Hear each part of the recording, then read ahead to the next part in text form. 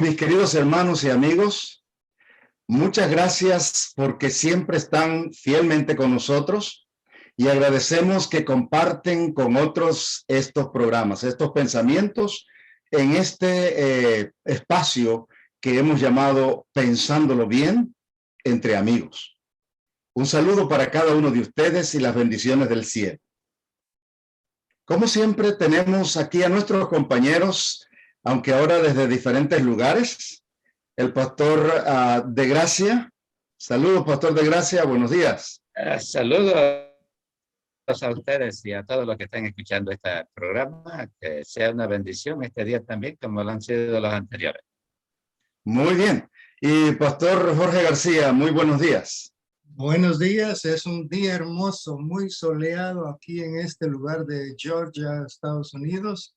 Nos alegra poder unirnos a ustedes en esta discusión amigable acerca de un tema tan hermoso como el que tenemos para esta fecha.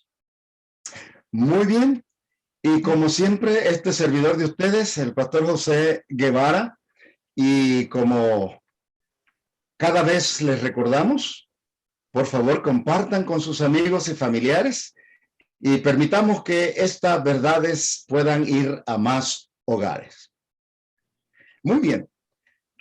Ustedes recordarán que cuando comenzamos nuestra programación, iniciando con el libro del Génesis, mencionamos que la Biblia es una serie de verdades que están unidas unos a otros como una cadena, y que cada eslabón es importante porque mantiene la uniformidad o la unidad más bien de las enseñanzas divinas. También dijimos que en el libro del Génesis se encuentran el germen o la semilla de todas esas verdades que van siendo presentadas, desenvueltas a través de los años mediante los profetas y finalmente con una claridad meridiana brillan en la persona y enseñanza de nuestro Señor y Salvador Jesucristo. Ahora, como dijimos, en ese Génesis se encuentran todas las verdades fundamentales. Notamos entonces que comenzando allí, en el mismo Génesis, Dios nos indica la importancia que tiene el inicio de la humanidad como no solamente una nueva existencia, una nueva creación, sino que va poniendo también los fundamentos de lo que será el mundo de ahí en adelante. Ahora bien, pastor Jorge García, para que Dios nos acompañe en este estudio, vamos a pedirle, por favor, que nos ayude con una oración para todos. Con mucho gusto, oremos. Amado y buen Dios que estás en los cielos, gracias por la vida que nos concedes. Gracias por el privilegio también de compartir aquello que tú nos has dado en el pasado.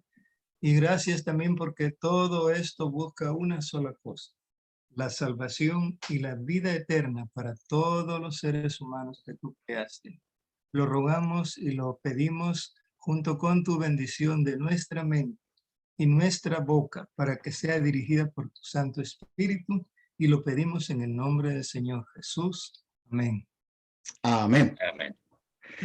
Muy bien, compañeros, como ejemplo de esta declaración que hemos hecho, de que en el Génesis están todas las verdades en germen, en semilla, vamos a decirlo así, vamos ahora a abordar el conocido texto de Génesis, capítulo 1, versículo 27, que será nuestro tema de hoy, donde se presenta el ideal de Dios para el hogar. ¿Cuál era el plan divino para que pudiésemos vivir en armonía, en felicidad dentro de nuestros hogares? Y tristemente vemos ahora que estamos muy lejos de ese ideal divino. Pero para entrar en materia, alguno tal vez quiera ayudarnos leyendo Génesis capítulo 1 y el versículo 27 y 28. ¿Puedo leerlo? Ok, muchas gracias. Adelante. Dice lo siguiente, vamos a repetir el texto para aquellos que están escuchando o estudiando con nosotros. Génesis capítulo 1, el verso 27 y 28. Y creó Dios al hombre a su imagen. A imagen de Dios lo creó. Varón y hembra los creó. Y el verso 28 dice, y los bendijo Dios. Y díjole Dios, díjole Dios, fructificad y multiplicad, henchid la tierra y subyugadla, señoread en los peces de la mar, en las aves de los cielos y en toda la bestia que se mueve sobre la tierra. Ese es el texto clave donde vamos a comenzar hoy, ¿verdad? Perfecto. Y me gustaría decir un detallito aquí, Pastor, ya que mencionaste que retomamos otra vez la idea central cuando comenzamos. Y es que a estas alturas vemos que el hombre entra en el escenario de la creación. Sin embargo, aunque entra en el último momento del desarrollo de la creación, es el objeto principal por la cual la creación se hizo. O sea que desde el mismo comienzo Dios empieza a crear un mundo, pero tiene en mente lo máximo que va a crear en este mundo y es al hombre, y hemos llegado a ese punto. Todo lo anterior, todo lo que Dios hizo no tendría mucho significado si el hombre no entra en el escenario. O sea que en mente tenía Dios al hombre, al ser que iba a ser a su imagen y que lo iba a representar en este mundo como una persona inteligente, una persona que podía dialogar y tener relaciones de intimidad con Dios. Y entonces llegamos a este punto donde ahora vemos se va a desarrollar el tema de esta mañana. Así que espero que sea una bendición para todos. Ahí comenzamos, Eleazar y Jorge, con unas cosas que vale la pena destacar. Primero, tal vez valdría la pena decir que Dios, al crear al hombre, no está hablando únicamente del género masculino, sino que, entiendo, está utilizando el término genérico, hombre, para abarcar tanto al hombre como a la mujer. Y es bueno tal vez que nosotros captemos esto. Les voy a decir por qué, porque la vez pasada conversaba con alguien y me decía que solo el hombre tiene la imagen de Dios. Solo el varón tiene la imagen de Dios. Pero ¿qué piensan ustedes de esto? ¿Podemos deducirlo así de lo que estamos leyendo? Totalmente absurdo. No. Fíjense ustedes. Ajá. El texto creo que es muy explícito, se puede entender muy bien, porque aquí está hablando que Dios creó al hombre a su imagen, a la imagen de Dios, y luego hace la aclaración, varón y hembra. Varón y hembra. Son varón y hembra. No deja ninguna duda de que Dios se está refiriendo a ambas personas que reflejan el carácter de Dios.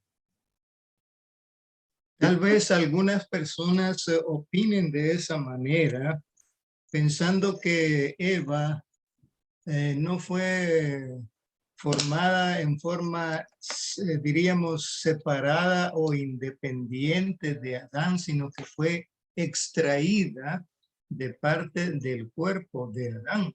Pero de todas maneras el texto es claro, no podemos torcerlo, no podemos... Además, Jorge, el hecho de que Dios explique cómo formó a la mujer, más bien indica la unidad, más bien indica la procedencia que ambos tienen y además indica la cercanía que Dios planeaba para la pareja, ¿no es cierto? Correcto, y no solamente eso, perdón, no solamente eso, sino que de ser así, si aceptáramos esa opinión que te compartieron, tendríamos que entonces decir que tú y yo y todas las demás personas que descendemos de Adán y Eva no tenemos la imagen de Dios. Bueno, yo creo que la razón por la cual muchas personas tienen estos conceptos es simplemente porque no desconocen el estado en que nosotros nos encontramos hoy, que es muy diferente al estado primitivo. Nosotros vivimos bajo el reinado del pecado, donde en sí nacemos con una distorsión de lo que es Dios.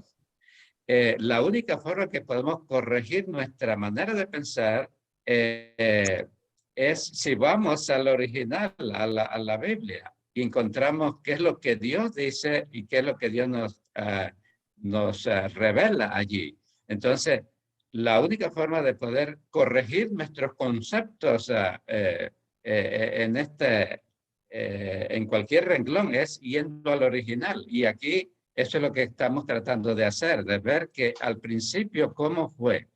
En el capítulo 1 nosotros tenemos el registro de la creación, pero en el capítulo 2 vamos a los detalles, y quizás cuando vayamos a los detalles de cómo Dios hizo a Eva, podamos entender algunos otros detalles. Pero en esencia, Dios está diciendo aquí que tanto el varón como la mujer fueron hechos iguales a la semejanza de Dios. Y quiero recalcar esto, no dice en este texto que Dios haya hecho al hombre y a la mujer a la igualdad de Dios. Eso es muy diferente. Solamente las personas divinas son iguales. Nosotros fuimos hechos a la semejanza. Yo creo que fortaleciendo, reforzando lo que tú estás diciendo, en Mateo 19 de Mateo, capítulo 19 y versículo 4, encontramos esta declaración que para mí es una réplica de lo que dijo Dios allá en la creación. Dice Mateo 19:4, cuando le hicieron la pregunta si era correcto divorciarse de la esposa por cualquier causa, qué interesante que Jesús dijo así: ¿no habéis leído que el que los hizo, está abarcando a ambos, el que los hizo al principio, varón y hembra los hizo? Así que esta declaración que nos lleva justamente al inicio en el Génesis es prácticamente la misma declaración que encontramos allá. Y notemos que abarca a ambos. ¿No habéis leído que al principio el que los hizo, el creador, hizo al hombre? En otras versiones dice así, por ejemplo en esta que tengo, ¿no habéis leído que al principio el creador los hizo hombre y mujer? Ambos salieron de la mano de Dios. Ambos entonces llevan la imagen, aunque Eva fue tomada del hombre, pero ya dijimos con el único objetivo de indicar la armonía, la unidad, la cercanía que debiera existir en la unidad familiar, particularmente entre el esposo y la esposa. El hogar tiene como fundamento, como núcleo, al esposo y la esposa. Los hijos son importantes, tienen un papel muy crucial para la felicidad y armonía del hogar, pero finalmente el núcleo propiamente dicho del hogar está fundamentado en un hombre y una mujer, el esposo y la esposa.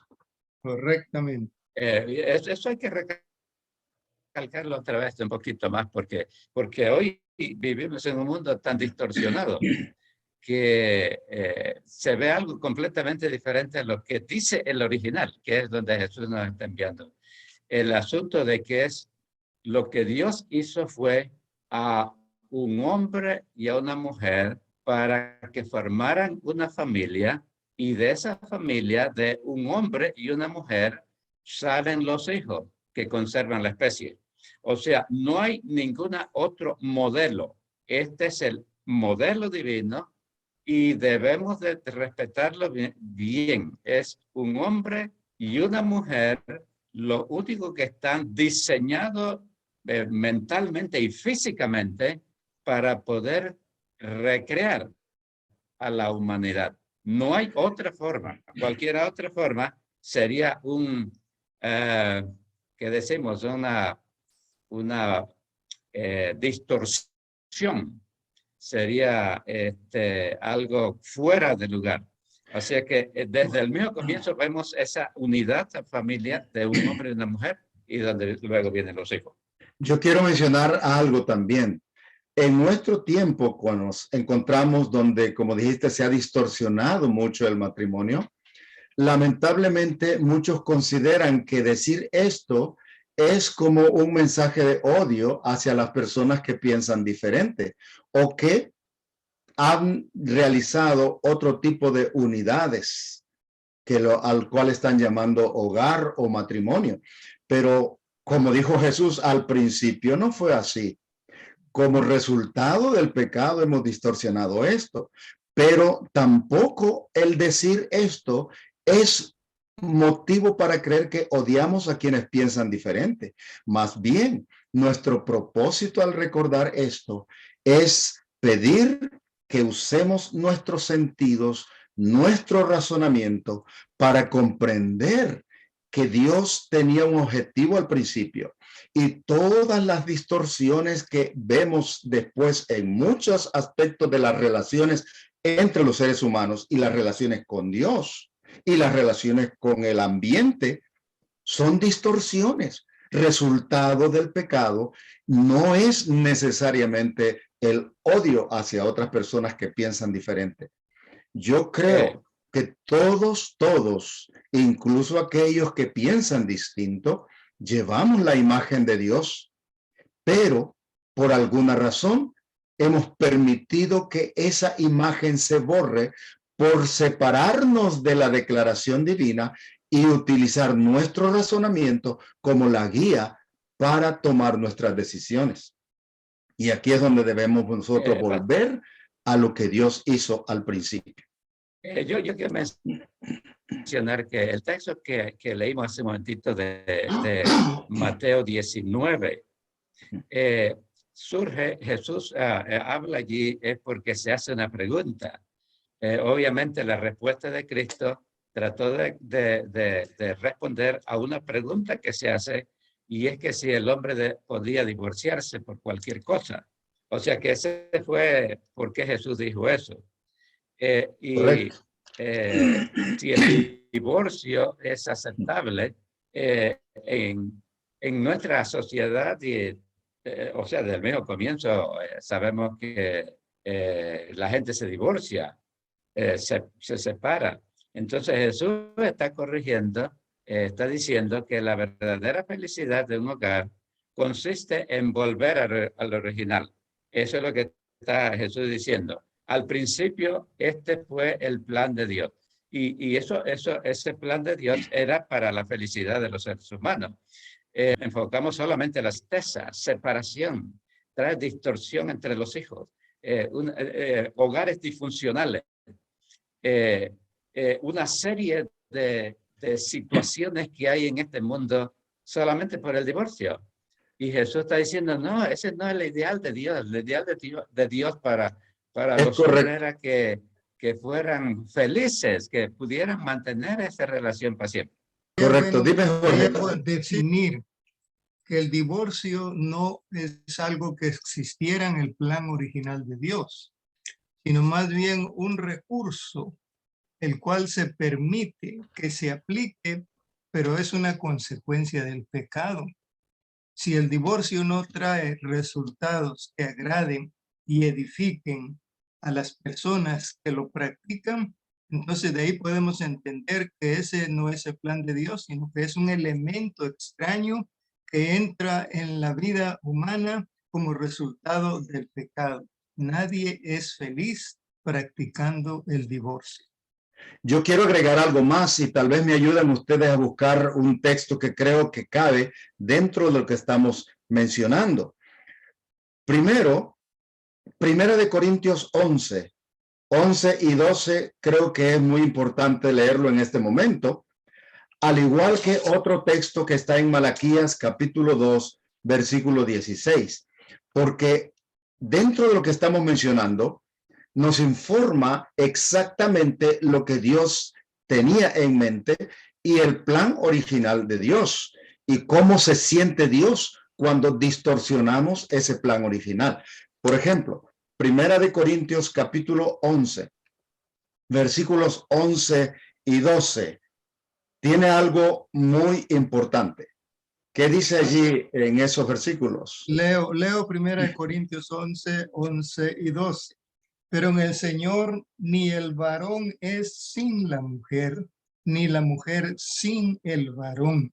Porque así como la mujer procede del varón, también el varón nace de la mujer, pero todo procede de Dios. Primera de Corintios dice con claridad que ambos proceden de Dios y Dios les da a ambos igualdad de valor. Cristo Jesús vino a morir por ambos. Ninguno vale más que el otro, pero cada uno tiene un rol diferente que jugar dentro del matrimonio. Ahora, Pastor de Gracia, no sé si tú puedes leer lo que dice en Malaquías, capítulo 2 y el verso 16. Aquí está. Malaquías 2 y el verso 16. Porque Jehová, Dios de Israel, ha dicho que él aborrece que sea repudiada. Está refiriéndose a la esposa. Cubra la iniquidad con su vestido, dijo Jehová de los ejércitos. Guardaos, pues, en vuestro espíritu y no seáis desleales. No seáis desleales a aquella persona con quien hicimos un pacto. Permítame, te voy a interrumpir ahí para leer en la versión que tengo aquí de mi Biblia. Pastor Guevara, Ajá. sería bueno después que leas en tu versión leer el 15. Parece que el 15 nos pone en el contexto más claro de lo que queremos decir. Ok, yo voy a leer ambos textos entonces. Sí, está bien. Estoy leyendo en la versión que tengo de la Biblia. Dice Malaquías capítulo 2, verso 15 y 16. Dios no los hizo uno, en carne y en espíritu, los dos son de él. ¿Y por qué uno?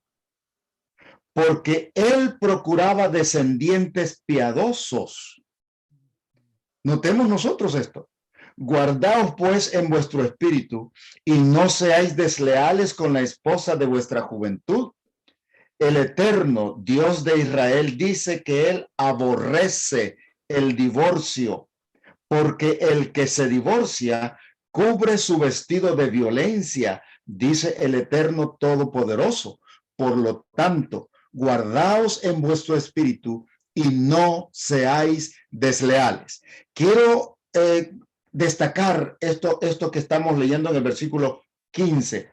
Primero, Dios los hizo como uno en varios sentidos. En carne y en espíritu, los dos son de él. Y luego agrega, ¿por qué los hizo uno? Porque había un propósito con el matrimonio. Había un propósito con la creación de Dios. Son varios esos propósitos, pero uno destaca. Uno de los propósitos de Dios es que el hombre tuviera compañía. Allá en Génesis, cuando el hombre se le puso nombre a todos los animales, él vio que le faltaba su compañera y Dios dijo, no es bueno que el hombre esté solo. Voy a hacerle una ayuda idónea. No es bueno. Así que el matrimonio fue dado primordialmente para compañía, para amistad, para cercanía, para poder tener alguien igual a nosotros con quien interactuar, con quien expresar nuestras emociones más profundas, nuestros temores, nuestras ansiedades. Así que el compañerismo es uno.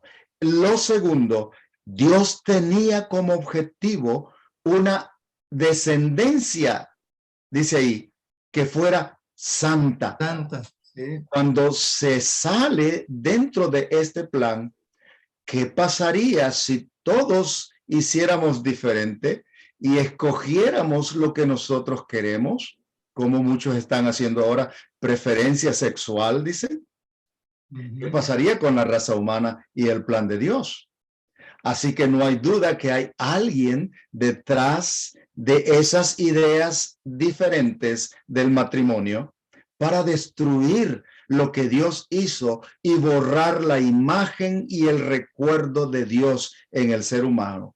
Y ese alguien, sin duda alguna, es Satanás, el enemigo de Dios, quien busca destruirnos, separarnos de Dios, alejarnos de Él, a fin de que creamos que podemos tener vida fuera del plan original de Dios.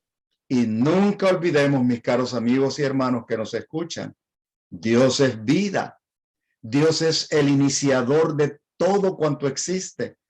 Él hizo las cosas con un propósito, tienen un objetivo y el propósito de Dios se cumple. El hombre distorsiona, Satanás introduce elementos discordantes, pero Dios finalmente triunfará. Y lo importante es que nosotros tomemos la decisión de poder triunfar con esos propósitos divinos también. Así que no hay cambio. No hay cambio. El principio es el fundamento. Ir al principio, al origen, es el fundamento para saber el plan de Dios para la humanidad. Las personas que en este mundo han podido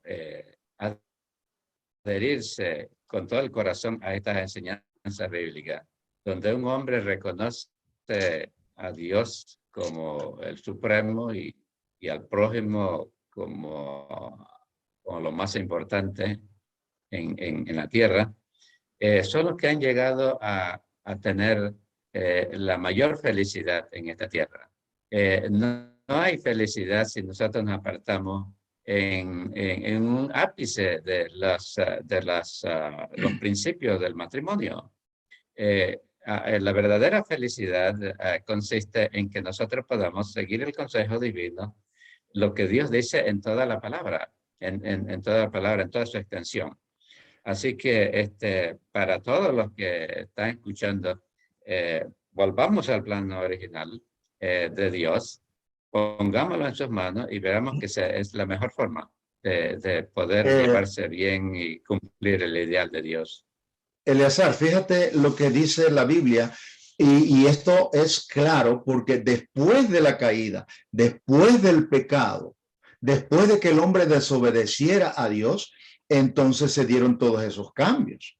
En Génesis 3, Génesis capítulo 3, versículo 16, vemos aquí que por el pecado entonces viene una situación distinta. Dios dijo a la mujer, multiplicaré en gran manera los dolores de tus embarazos. Con dolor tendrás tus hijos. ¿Ok? Y tu deseo será para tu marido y él se enseñoreará de ti. Ansiarás a tu esposo, dice, y él te dominará. Fíjate en esto. Ahora, ¿sería que Dios estaba dándole permiso al hombre con esta declaración de que el hombre pisoteara a la mujer y la tuviera como inferior a él? De ninguna manera. Lo único que Dios está diciendo es, diciéndole al hombre las consecuencias que va a recibir por causa de haber desobedecido. Estas eran las consecuencias. Eso es lo único que está diciendo. Pero aún así podemos interferir que Dios, sabiendo los resultados funestos de la transgresión, del pecado, con todo y eso, Él tiene un plan de restauración para la familia humana. Amén. O sea que esa es parte no podemos quedarnos solamente en en el diagnóstico de lo que va a ocurrir, sino que Dios nos va a presentar, le va a presentar luego a través de su palabra, cuál es, qué Él ha hecho para restaurar eso que se perdió. Ahora, cuando yo leo algunas declaraciones importantes en ese sentido de la Biblia, me doy cuenta que realmente Dios tiene ya definitivamente planificado lo que ha de hacer para bendición del hombre. Pero ahondemos un poquito más en esta situación que también, vamos a decir, es una aberración, yo diría, del pensamiento humano, malentendiendo el propósito de Dios. Cuando Dios dijo que el hombre iba a ser la cabeza de la mujer, y eso está en otros textos también de la Biblia, donde dice que el marido es cabeza de la mujer, ¿verdad? Pero dice cómo debe ser cabeza de la mujer. Dice, como Cristo es cabeza de la iglesia. En otras palabras, aunque Dios estaba diciendo al hombre que debido al error de la mujer de aceptar las palabras de la serpiente como verdaderas, entonces Dios iba a permitir que ella estuviera siendo dirigida por el hombre, ayudada para el hombre, para tomar decisiones mejores. La cabeza es puesta en el cuerpo no para golpear y herir el cuerpo y tratar de sobreponerse o sobrevivir solamente ella, más bien la cabeza donde está el cerebro, el asiento de todos los comandos para el organismo, es la que debe buscar lo que es mejor para el resto del cuerpo. Así que cuando Dios le dice al hombre que lo pone como cabeza del cuerpo, le está poniendo más responsabilidad, porque antes tenían una responsabilidad compartida, pero ahora al hombre se le da la responsabilidad de ser el que oriente, dirija, ayude para que puedan tomarse mejores decisiones, no para considerarse superior a la mujer, no para ponerla bajo sus plantas, dominada completamente, sino para orientarla y buscar lo mejor en el propio beneficio de ella y al final de la relación del matrimonio. ¿Estamos de acuerdo con eso? Yo pienso que está implícito lo que acabas de decir en la forma como Dios crió a la mujer. Quizás puedas explicar un poquitito de que la mujer, cuando se le han dado los detalles de cómo fue creada la mujer, ahí estaba implícito ese principio de que cuál iba a ser el papel de la mujer y el hombre, ¿no? ¿Por qué no? ¿Por qué específicamente Dios la hace de una costilla de aquí que está cerca del corazón y no de un hueso de los pies o de la cabeza? ¿Qué podrías decir de eso? Bueno, yo creo que ahí está implícito exactamente lo que acabo de decir.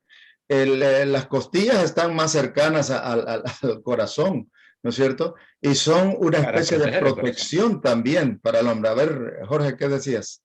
Sí, yo quisiera añadir a 2 o 3 pasajes de la Biblia que pueden ayudarnos a entender en qué sentido Dios está diciendo que la mujer debe estar sujeta al marido.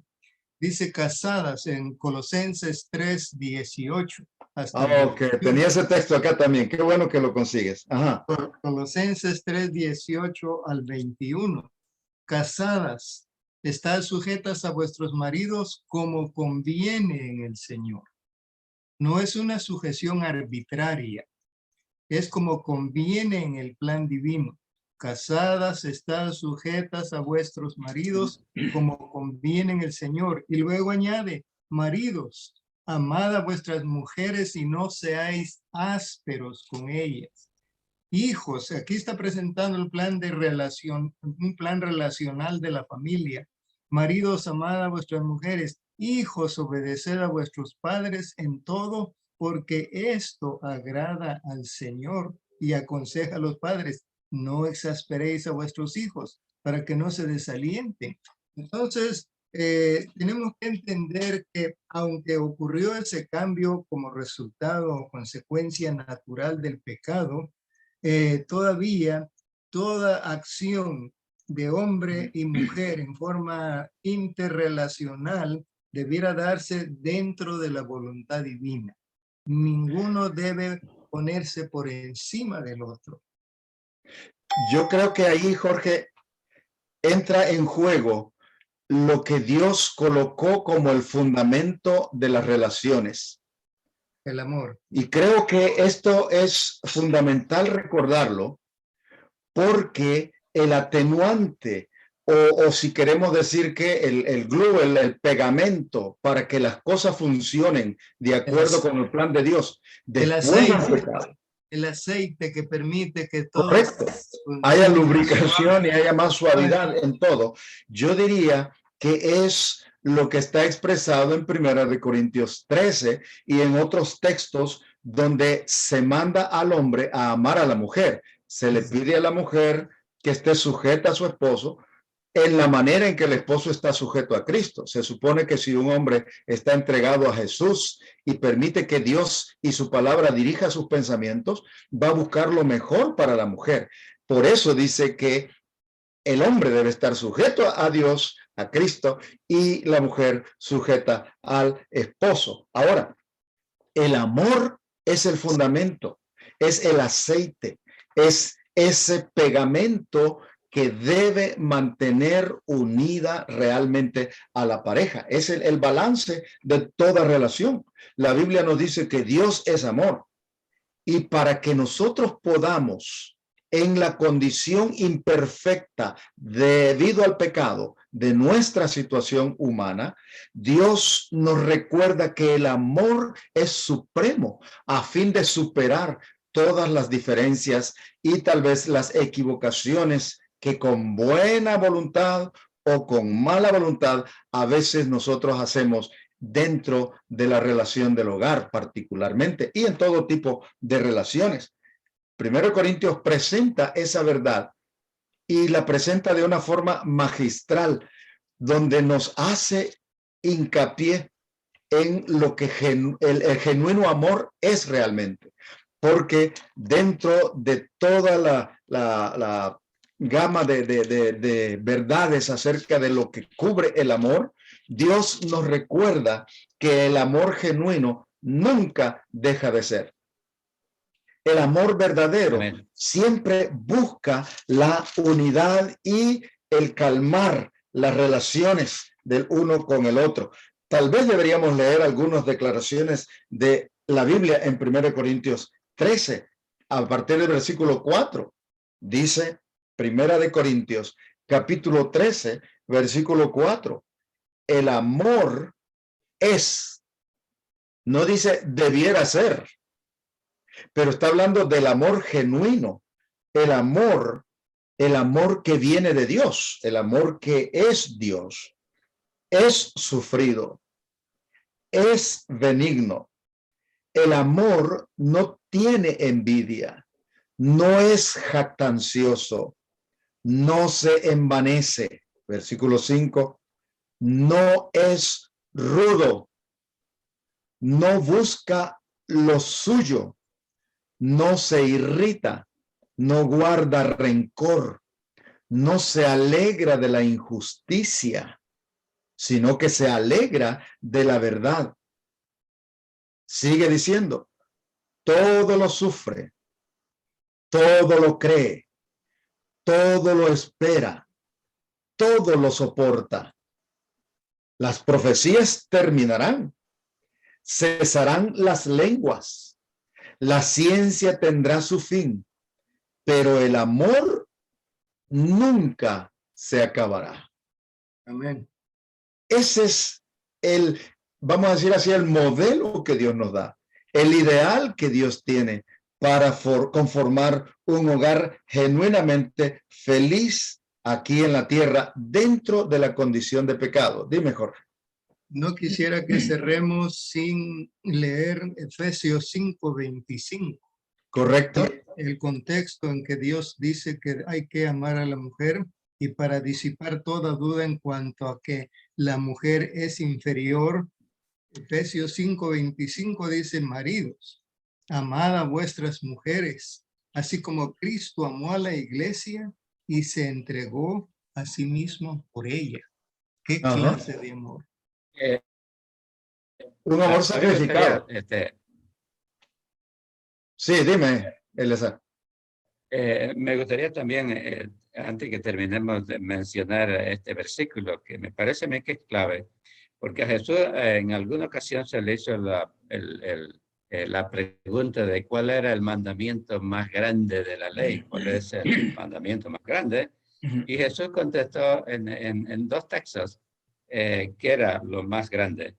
Y yo creo que en el contexto del matrimonio esto cae perfectamente, donde Jesús explica y dice: amarás al Señor tu Dios con todo el corazón y de toda tu alma y de toda tu mente. Estoy leyendo Mateo 22, el verso 37. O sea que el otro era una explicación, 1 Corintios 13, una explicación de lo que es el amor. Aquí menciona a quién debemos de amar. Si queremos que nuestro matrimonio sea firme, tenemos que ponerlo en orden. Y el amor primero tiene que estar orientado hacia Dios. Así que el verso 37 dice: amarás al Señor tu Dios de todo tu corazón, de toda tu alma y de toda tu mente. Y este es el primero y el más grande de los mandamientos. Y el segundo es semejante a este: amarás a tu prójimo como a ti mismo. Lo que quiere decir que Dios debe estar en primer lugar. Si en un hogar se pone a Dios como el centro de la vida personal, vamos a amar a la otra persona como como nos amamos nosotros mismos. Así que los Amén. dos mandamientos están juntos. O sea, un matrimonio si está fundado sobre esos dos principios, va a poder encontrar la felicidad que Dios quiere que tengan. Cuando ese matrimonio está fundado en ese principio, mira cómo es la conducta y el consejo de Dios a través de Primera de Pedro, en la Biblia, Primera de San Pedro, capítulo 3, el versículo 7. Dice, Primera de Pedro 3, 7. Vosotros, maridos, de igual modo, sed considerados, vivid con ellas sabiamente, dando honor a la mujer como a un vaso más frágil, tratándolas con respeto y como coherederas de la gracia de la vida, para que vuestras oraciones no tengan estorbo. Así que definitivamente este es el ingrediente fundamental, como tú dijiste, porque la Biblia define a Dios como amor, es decir, su característica principal es esa, y es por ese amor que tiene a su creación y particularmente al hombre y mujer, es que Dios da el consejo para que mantengamos esa relación a fin de sobrellevarla correctamente, fundamentada en nada menos que el amor. Amén. Porque la pasión pasa, Se acaba. termina, pero el amor genuino, como un principio, no importa Nunca. cuánto tiempo pase ni lo que haga la otra persona. Es eso lo que Dios hace con nosotros. Somos malos, le desobedecemos, le fallamos, pero sigue amándonos. Y en este sentido, quiero agregar otra palabrita más a aquellas personas que piensan diferente y que creen que es la preferencia sexual del hombre la que tiene, o la mujer, lo que debe decidir qué tipo de pareja va a recibir. Entendamos claramente que amar no significa dar por bueno o aceptar los errores o las cosas que otra persona haga que son fuera de el principio divino. Amar es poder relacionarnos con la persona, es poder compartir con la persona sin tener que aceptar necesariamente todo lo que ella dice o darlo como bueno.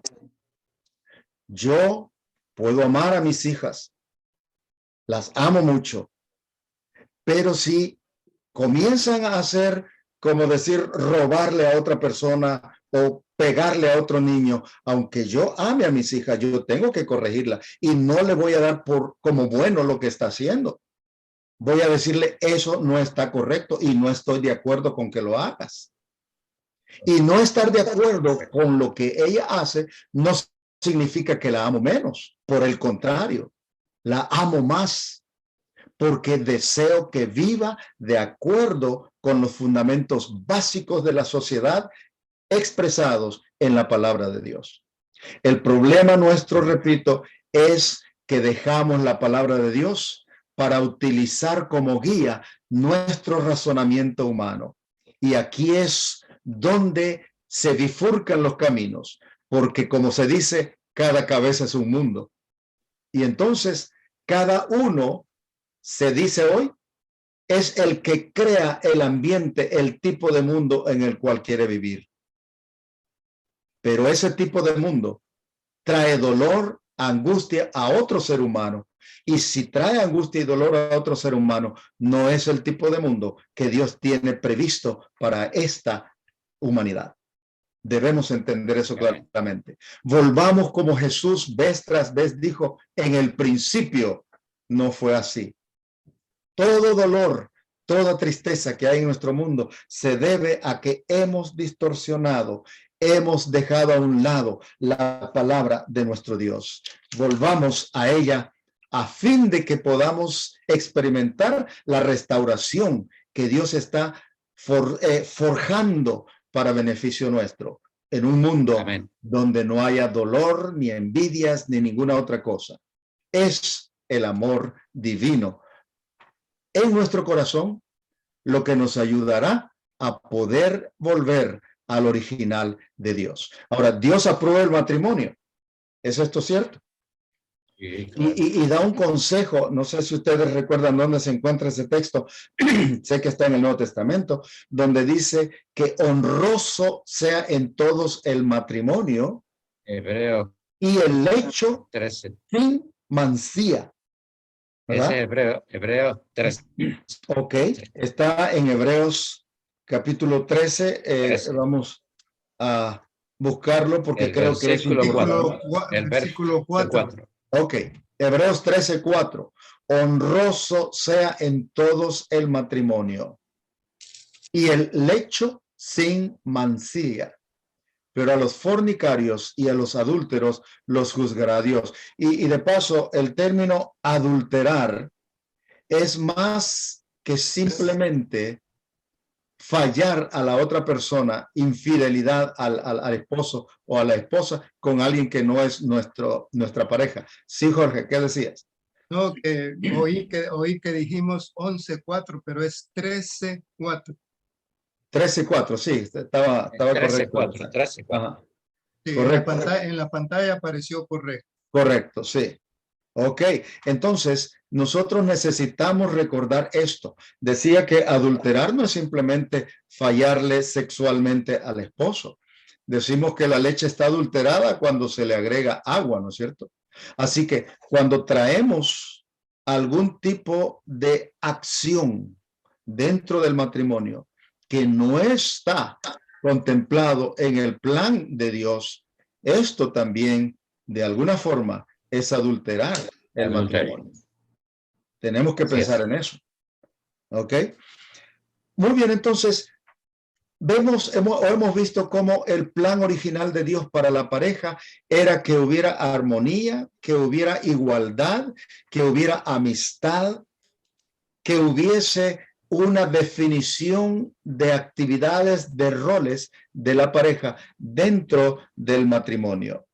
El pecado vino a distorsionar vino a hacer un paréntesis en el plan original de Dios, pero Cristo mismo se mantuvo siempre llevándonos al original, porque eso es lo que Él se propone al buscar restaurar el matrimonio, que haya armonía, que exista compatibilidad en todo sentido y la unidad que Él planificó para el hogar pudiera llevarse. Así que podríamos decir que tenemos nosotros una tarea después de que el pecado distorsionó nuestro pensamiento.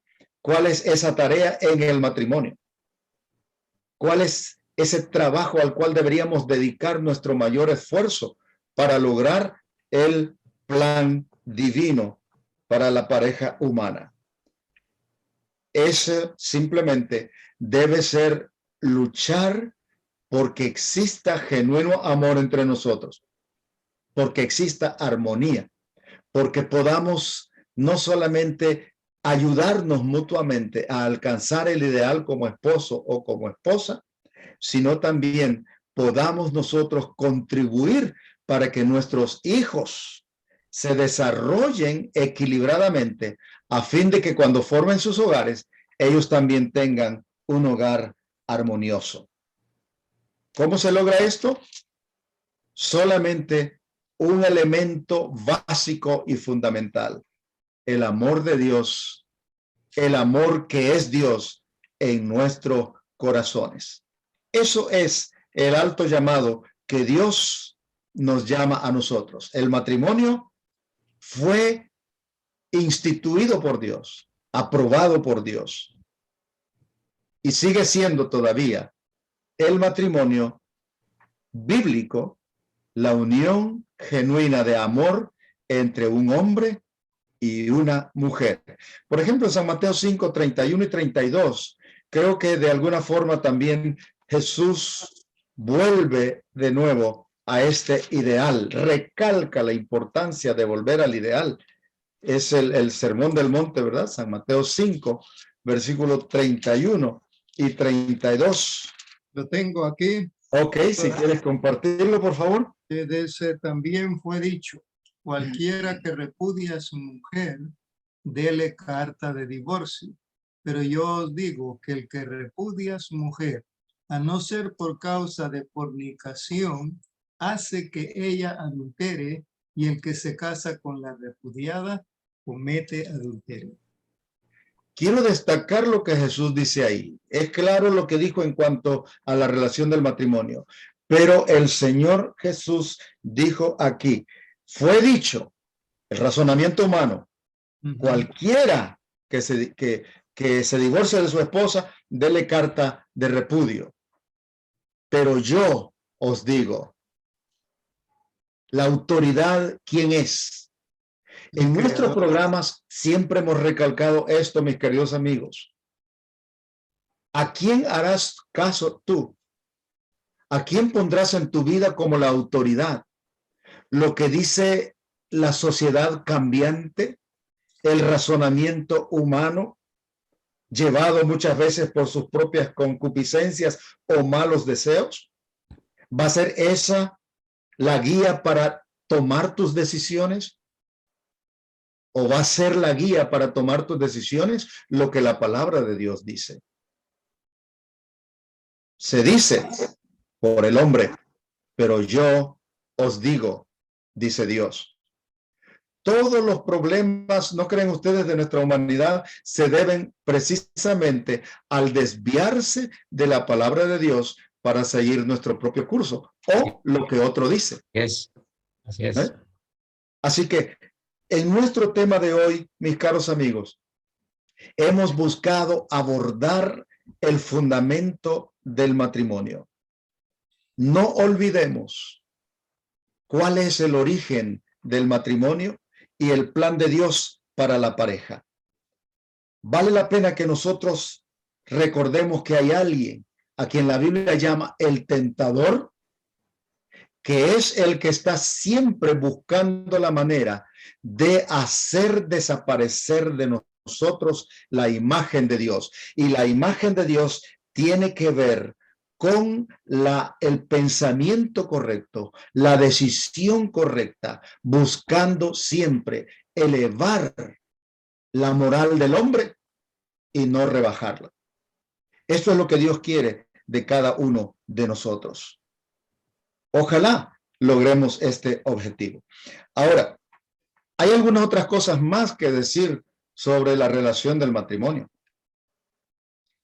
Posiblemente no podemos decir que agotamos este tema, pero si ya recordamos que Dios nos mantiene como el ideal, como el modelo a seguir, el amor que Dios tiene por nosotros, podremos vencer nuestra idea distorsionada tal vez del matrimonio. Ahora, nosotros en este programa, pensándolo bien entre amigos, los animamos a ustedes, mis queridos amigos y hermanos, a seguir el ideal de Dios. Amén. Buscando la cercanía con su propósito para nuestra vida, porque solo ahí se encuentra la seguridad para nuestro matrimonio.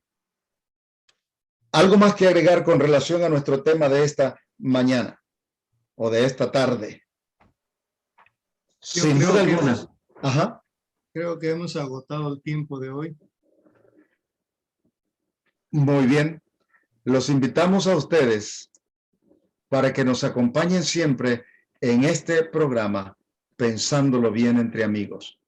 Y les animamos también a recordar que solo manteniéndonos dentro del así dice Jehová, estaremos seguros. Los invitamos a una oración y les recordamos darle a la campanita que aparecerá al final, suscribirse a este programa y continuar con nosotros aprendiendo de la palabra de Dios. Amén. Concluyamos con una oración. Dios del cielo, gracias por la oportunidad de estudiar tu palabra. Enséñanos a seguirla, a hacer de ella la guía de nuestra vida, a fin de estar seguros contra las acechanzas y distorsiones que el enemigo pone en la cabeza nuestra.